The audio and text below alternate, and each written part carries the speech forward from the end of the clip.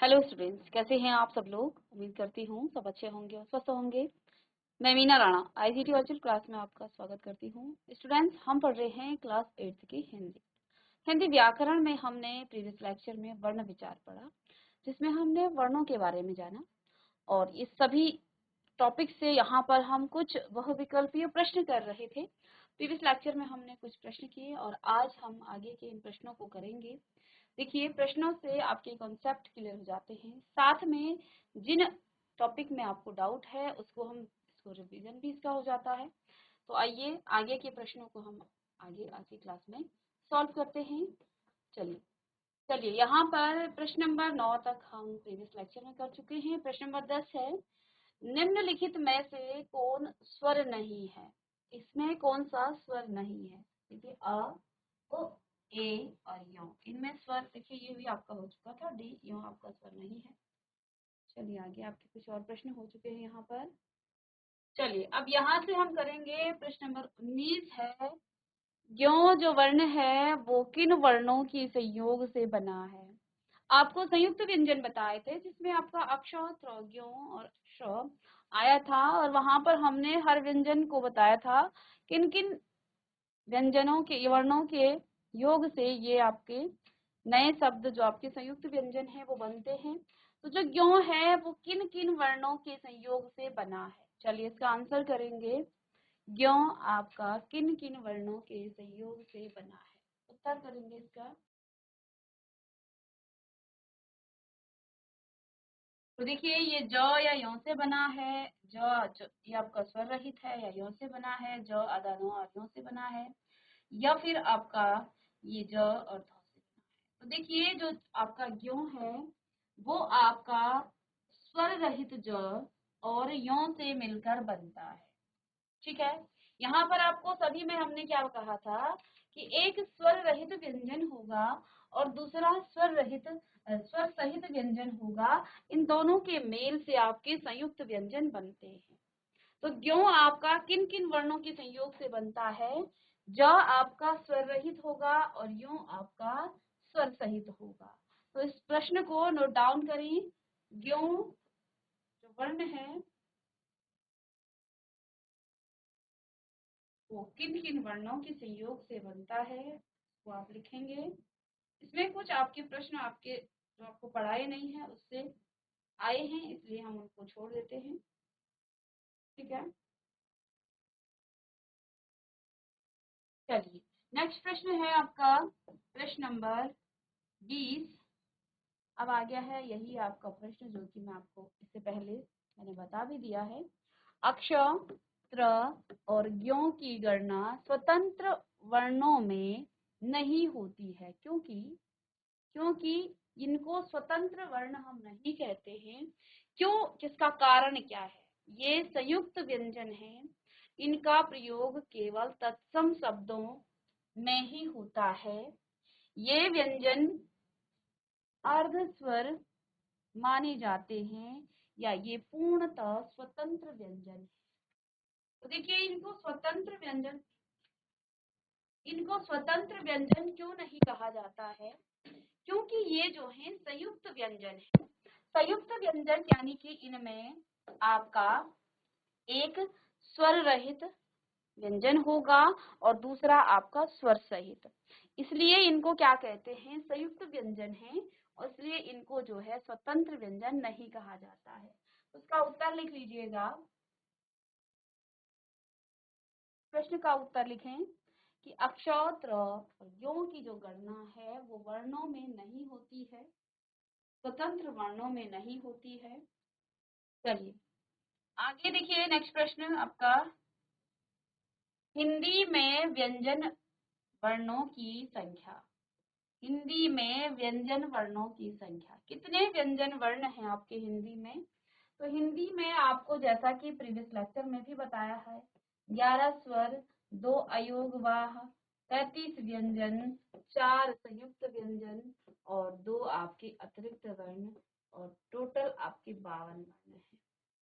हम यहाँ व्यंजनों की बात करेंगे तो व्यंजन आपके कितने हैं, 33 आपके व्यंजन हैं।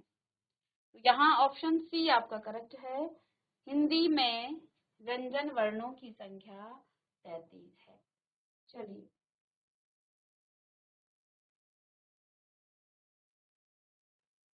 आपने व्यंजनों के भेद किए। व्यंजनों के भेद आपने दो आधारों पर किए, एक तो स्पर्श के आधार पर और दूसरा आपका श्वास मात्रा के आधार पर। और स्पर्श के आधार पर भी आपके तीन भेद हुए हैं। पहला है आपका स्पर्श व्यंजन, और स्पर्श व्यंजन में आपके 5 वर्ग आते हैं। वो 5 वर्ग कौन कौन से हैं? वो 5 वर्ग हैं आपके क वर्ग, च वर्ग,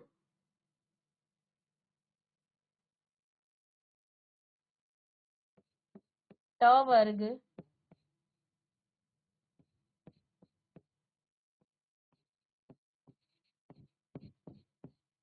और प वर्ग। ठीक है, क, च, ट, थ, प।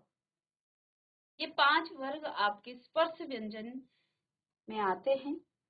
अब हमने यहाँ पर हर वर्ण का, हर वर्ग का नाम रखा। हमने कहा, जब आप, अब यहाँ पर प्रश्न पूछा गया है, कंठ ध्वनियां यानी व्यंजन कौन सी हैं? कंठ यानी कि जिनका उच्चारण आपके कंठ से होता है। तो चलिए इसका उत्तर बताएंगे। अब यहाँ हमने आपसे कहा था, जब आप इनका उच्चारण स्थान में जो है कहाँ कहाँ आपकी जीभ टच करती है, तो जब आप क वर्ग का उच्चारण करेंगे, क ख ग घ अंग, तो आपके कहाँ से आएगी आवाज? आपके कंठ से आवाज आएगी। तो इसमें तो आपका क ख ग घ ये आपका कंठ ध्वनियां हैं। फिर आपका च छ ज झ य, च छ ज झ, तो ये आपके क्या हैं? ये आपके तालु, तालव्य इनको कहा गया क्योंकि इनका उच्चारण तालु से होता है। ट ठ ड ढ ण, ये आपका मूर्धा वाला है। और त थ द ध दंत इनको कहा जाता है। प फ ब भ म, उच्चारण के साथ ही आप इनका नाम रख सकते हैं। तो पहला जो क वर्ग है, इसमें आपके क ख ग और घ, ये आपके कंठ हैं, कंठ व्यंजन है। ठीक है, तो यहाँ पर आप ऑप्शन सी इसका सही उत्तर है, तो लिखिएगा सी, क ख ग घ अंग।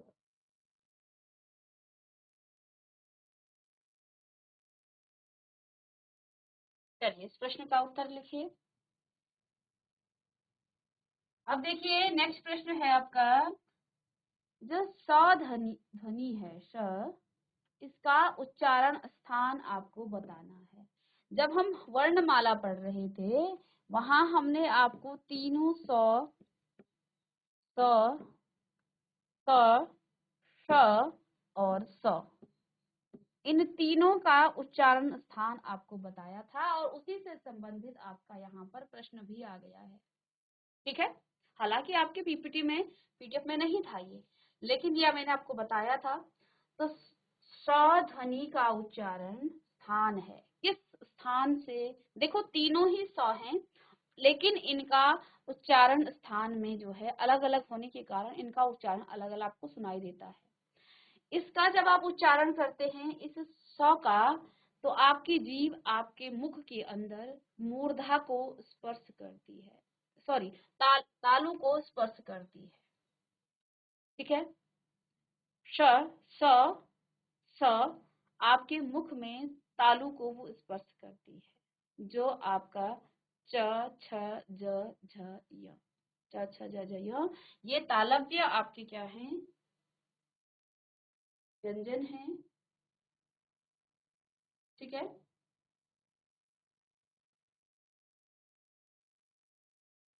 तो इसको स्पर्श तालव्य से है। जिन्होंने नहीं लिखा यहाँ लिख सकते हैं। यहाँ ये मूर्धन्य को आपका स्पर्श करता है, और ये आपका दंत्य, इसको, इसका उच्चारण करते समय आपकी जीभ तालु को स्पर्श करेगी। इसका उच्चारण करते समय आपकी जीभ मूर्धन्य आपकी मूर्धा को स्पर्श करेगी और इसका उच्चारण करते समय जीभ आपके दांतों को स्पर्श करेगी। इसलिए यहाँ पर जो आपका बी है वो ऑप्शन सही है, ये आपका तालव्य है। और साथ में हमने दोनों और दो अन्य सौ हैं उनके बारे में। तो इसका उच्चारण करते समय आपकी जीभ आपके मुख के अंदर मूर्धा को स्पर्श करेगी। श, जो आप ट ठ करते ना जहाँ जीभ स्पर्श कर रही, ऐसे ही इसका उच्चारण करते समय आप कहेंगे श श, ठीक है। और ये दांत को सौ, तो इसका उच्चारण स्थान तालव्य है, तालु को ये स्पर्श करता है और ये मूर्धा को स्पर्श करता है जीभ हमारी, और इसका उच्चारण करते समय हमारी जीभ दांत को स्पर्श करती है। चलिए इसको भी आप लिखेंगे।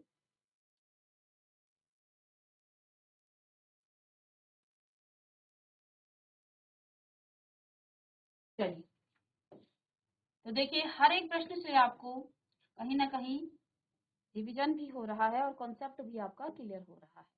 मूर्धन्य ध्वनियां कौन कौन सी है, बस अब इसी से कॉन्सेप्ट से आपका प्रश्न आ गया है।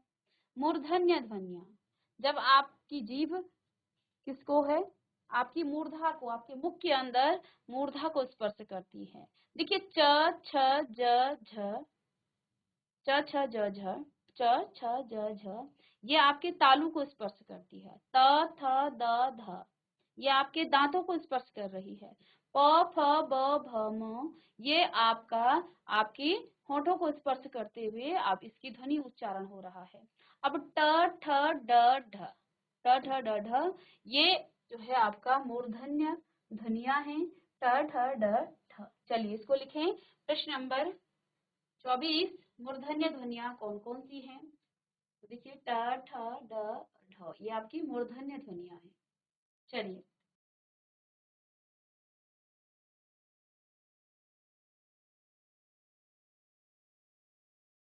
इसी से संबंधित आपको नेक्स्ट प्रश्न भी मिलेगा, स्पर्श व्यंजनों से संबंधित। तो देखिए यहाँ पर आपका ए ऑप्शन सही है।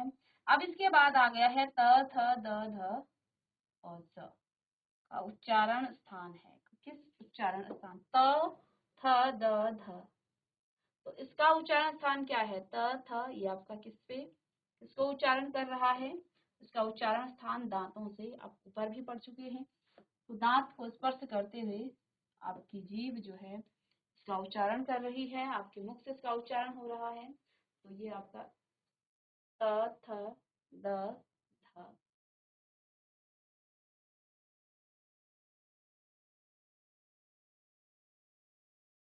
चलिए प्रश्न नंबर 26 लिखिए। जिन व्यंजनों के उच्चारण में दोनों आपके ओष्ठों द्वारा श्वास का अवरोध होता है वे क्या कहलाते हैं? अब देखिए आप जिन व्यंजनों का उच्चारण कर रहे हैं, आपके दोनों होंठ जो हैं सांस का अवरोध कर रहे हैं, उन्हें क्या कहा जाता है? ओष्ठ व्यंजन। जैसे प, प, तो क्या कर रहा है? श्वास को अवरोध कर रहा है।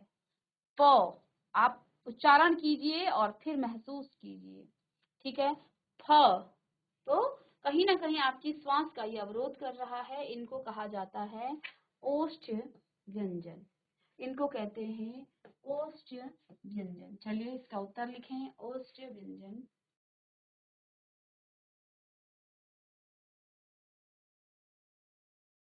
चलिए आगे देखिए प्रश्न नंबर 27, 27, यदि नीचे का होंठ पूरी तरह काट दिया जाए, अब काट दिया का मतलब यहाँ ये नहीं करना है, उसको काटना नहीं है, यानी कि उसको इग्नोर किया जाए, तो किस ध्वनि के उच्चारण में कठिनाई होगी? अब सभी का उच्चारण करें। ल, ब, घ, और एक और यहाँ पर व्यंजन है आपका ख। तो देखिए आपको कठिनाई किसमें होगी? आपने ल का उच्चारण किया, ल, तो इसमें नीचे के होंठ की कोई आवश्यकता नहीं पड़ी। आपने घ कहा, तो यहाँ पर भी आपके नीचे की होंठ की आवश्यकता नहीं पड़ी। ख आपने कहा, इसके तो ध्वनि आपकी कंठ से निकलती है। जब आपने कहा ब, ब, ब का उच्चारण करने में यदि आप नीचे की, आप इस होंठ को रोकिए, इसको बिल्कुल आप इग्नोर कीजिए, फिर आप ब बोलिए, तो आप ब न बोलने में आपको कठिनाई होगी। ठीक है, आप बोल ही नहीं पाएंगे ब। यदि आपके नीचे के होठों को पूरी तरह से काट दिया जाए तो आपका जो है, आप इसे नहीं बोल पाएंगे ब। तो ये जो है, इसका उच्चारण करने में आपको किसकी आवश्यकता पड़ेगी? आपको अपने होठों की आवश्यकता पड़ेगी। ठीक है, और ये हैं आपके ओष्ठ्य व्यंजन, और इनका उच्चारण करने में दोनों आपके होठों की, ऊपर और नीचे दोनों की आवश्यकता होती है। इनका उच्चारण करते समय आपके दोनों होंठ जो हैं आपके श्वास मात्रा को रोकती हैं, जैसे प, फ, ब, भ, म। ठीक है, तो ब का उच्चारण करने में जो है फिर आपको कठिनाई होगी। बाकी ल के उच्चारण में आपके नीचे के होंठ होंठ का कोई रोल नहीं था। घ का आपने उच्चारण किया, आपके नीचे का होंठ जो है उसमें काम नहीं आया, और साथ में ख में भी आपको कोई दिक्कत नहीं आएगी। लेकिन जब आप ब का उच्चारण करेंगे तो आपको कठिनाई वहां पर महसूस होगी। चलिए,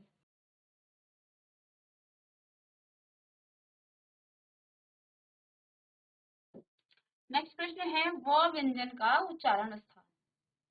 तो देखिए, व व कहीं ना कहीं आपके दंतोष्ठ्य व आपके होंठ और दांत दोनों की यहाँ आपको आवश्यकता पड़ती है, इसलिए इनको कहा जाता है दंत्य में सिर्फ दांत को टच करती है।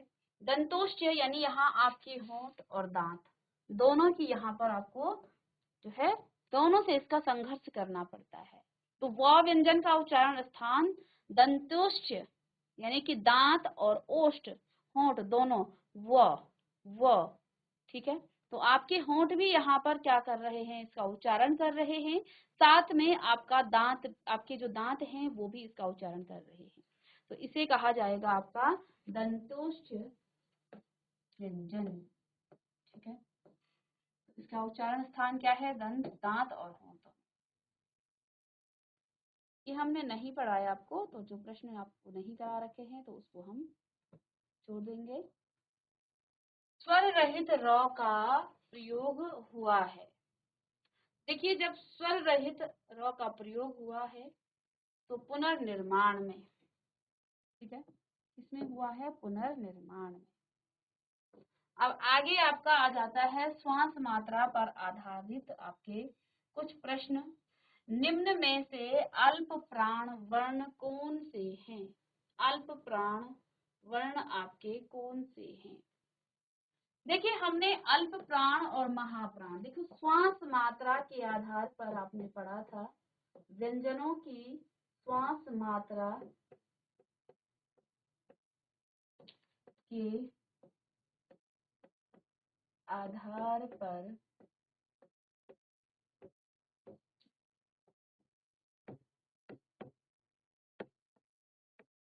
व्यंजनों के भेद हमने दो यहाँ पर आपको बताए, अल्प प्राण व्यंजन और महाप्राण व्यंजन। अल्प प्राण व्यंजन और महाप्राण व्यंजन। ठीक है, अल्प प्राण में देखिए 5 जो आपके वर्ग हैं, अल्प प्राण में आपके वर्ग के पहले, तीसरे और 5वें वर्ग वर्ण का यहाँ पर जिक्र हुआ है। 5 वर्गों के पहले, तीसरे और 5वें वर्ण का यहाँ पर जिक्र हुआ है।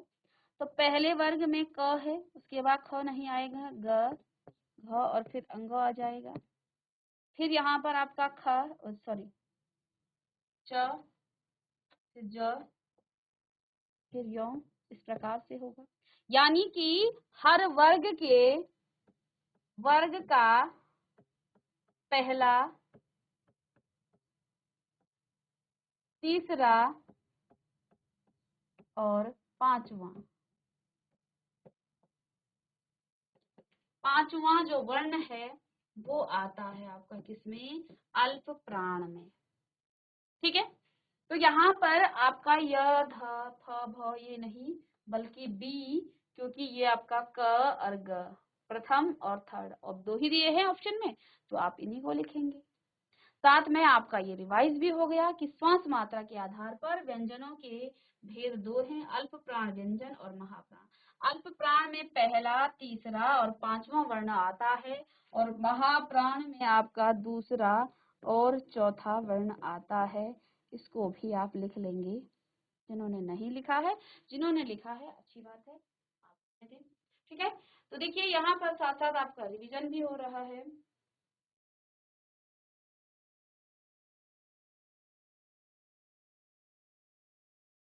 ठीक है, चलिए प्रश्न नंबर 32, 32, कौन सी बात यहाँ पर गलत लिखी हुई है। ध आपका सघोष महाप्राण दंत्य है, व आपका सघोष ओष्ठ महाप्राण है, च आपका अघोष तालव्य अल्प प्राण है और ख आपका कंठ्य महाप्राण अघोष है। इसको हम नेक्स्ट क्लास में डिस्कस करेंगे, इसमें सघोष और अघोष क्या होता है। अब फिलहाल यहाँ पर इसका आप देखिए बी ब जो है सघोष ओष्ठ महाप्राण है, ये बात गलत है। ठीक है, नेक्स्ट प्रश्न आप देखेंगे तो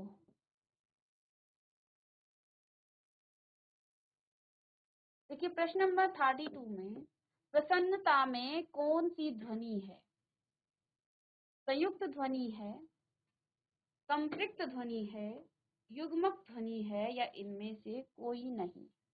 इसमें आपकी युग्मक ध्वनि है। चलिए नेक्स्ट प्रश्न,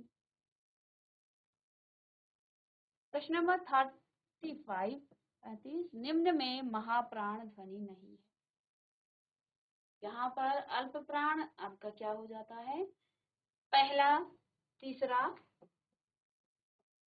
तीसरा और पांचवा वर्ण और महाप्राण आपका दूसरा और चौथा वर्ण।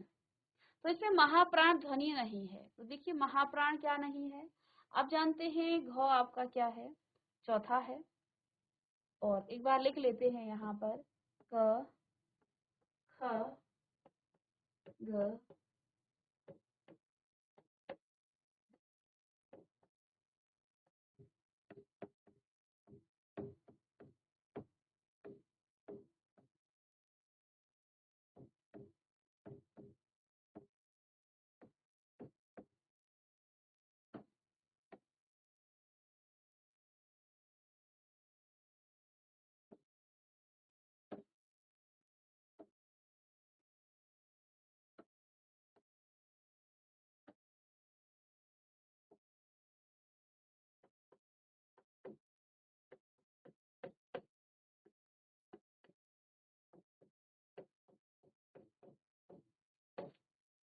ठीक है। तो यहाँ पर देखिए आपका क जो है आपका क्या है, अल्प प्राण है, क्योंकि ये आपका प्रथम क्या है, वर्ण है, वर्ग का प्रथम वर्ण है, तो ये आपका अल्प प्राण है, ये महाप्राण ध्वनि नहीं है। इसके बाद जो घ है ये चौथे नंबर का है, ये झ है ये चौथे नंबर का है, दोनों ही आपके चौथे नंबर के हैं, तो ये तो आपके महाप्राण हैं। साथ में यहाँ पर आपका य र ल ये भी आपके क्या हैं, ये भी आपके किसमें आते हैं, ये आपके महाप्राण ध्वनि में आते हैं, तो आप लिख लें।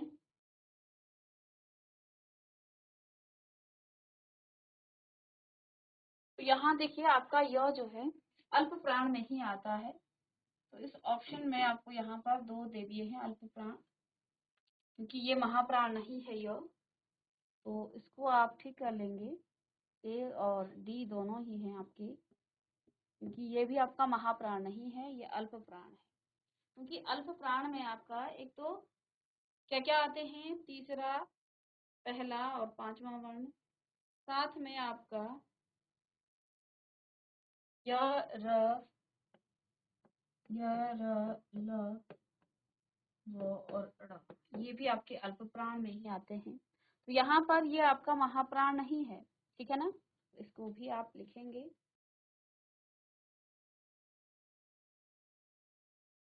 चलिए, इसमें आपके प्रश्न आ रहे हैं अघोष और सघोष के। इन प्रश्नों को हम कल जो है इसका कॉन्सेप्ट कराएंगे, उसके बाद आपको इसके प्रश्न आपको से करवाएंगे, ठीक है।